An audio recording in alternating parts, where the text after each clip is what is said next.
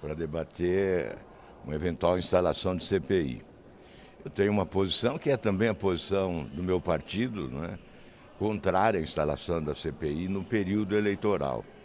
Até porque nós temos CPIs precedentes, temos vários requerimentos de CPIs na fila, aguardando a oportunidade.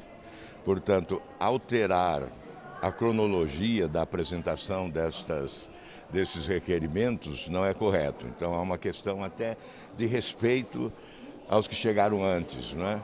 Às propostas anteriores. Em relação a qualquer CPI no período eleitoral, ela pode se transformar, sim, num palanque eleitoral, com objetivos que não são aqueles definitivamente propugnados por uma CPI séria. A CPI é um instrumento, sim, muito importante no parlamento. Cabe a esse instrumento se tornar ferramenta política para a necessária investigação quando de denúncias que ocorrem em relação ao Executivo. Neste caso, já há uma investigação há meses, né?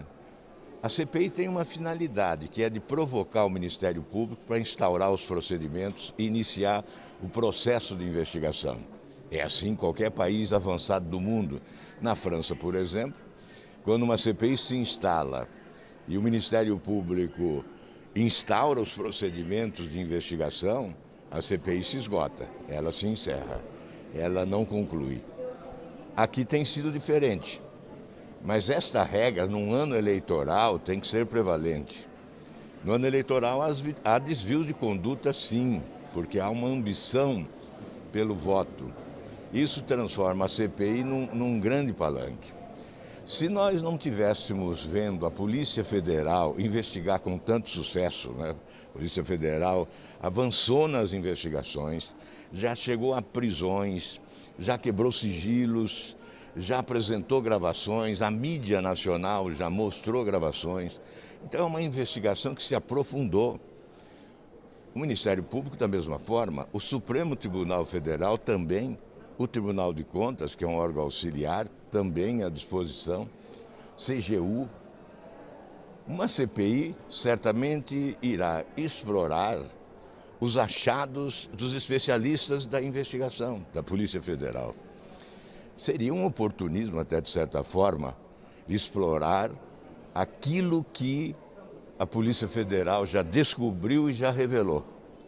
Portanto, nós não consideramos que uma CPI agora possa contribuir nesse período eleitoral, a partir de agosto, quando começa a campanha, já que em 15 de julho é o recesso, a CPI só se instalaria depois, em plena campanha eleitoral, não contribuiria para melhorar a imagem desta instituição que é essencial ao Estado de Direito. O Parlamento brasileiro, já desgastado, não pode sofrer novos desgastes. Concordo que a CPI se instale depois das eleições. Depois de 2 de outubro, o novo Congresso já estará eleito. Aí eu creio que seja possível até trabalhar numa CPI. Mas até 2 de outubro, me perdoem, será colocar um palanque grande aqui, com visibilidade, para que alguns possam explorar. Senador, a gente estava falando agora, né, do MEC, né? E a cultura também tem a ver um pouco com a educação, né? Tem tudo a ver com a educação. O que o senhor acha do veto, né, da Lei Rouanet, uma expectativa muito grande no meio cultural? O que o senhor acha como que vai ser tratado isso aqui hoje? A cultura está, sem dúvida nenhuma, sofrendo as consequências da pandemia.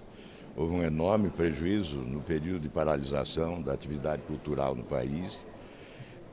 Nós temos que zelar pela cultura, oferecer espaços, e o veto realmente traz um transtorno. Nós vamos discutir agora, numa reunião de líderes do Congresso, o que fazer com os vetos, né? São vetos que ainda não foram discutidos nem na nossa bancada e nem pelo Colégio de Líderes. Vamos aguardar para que possamos ter, então, uma posição definitiva. Nós sabemos que o período é de carência, né, que há dificuldades financeiras, que o caixa está vazio, está raspado, mas esse é um setor essencial e a sociedade cobra, especialmente o mundo artístico cobra, e nós vamos ter que discutir isso com muita seriedade, com muita responsabilidade. Obrigado, senador. Obrigado.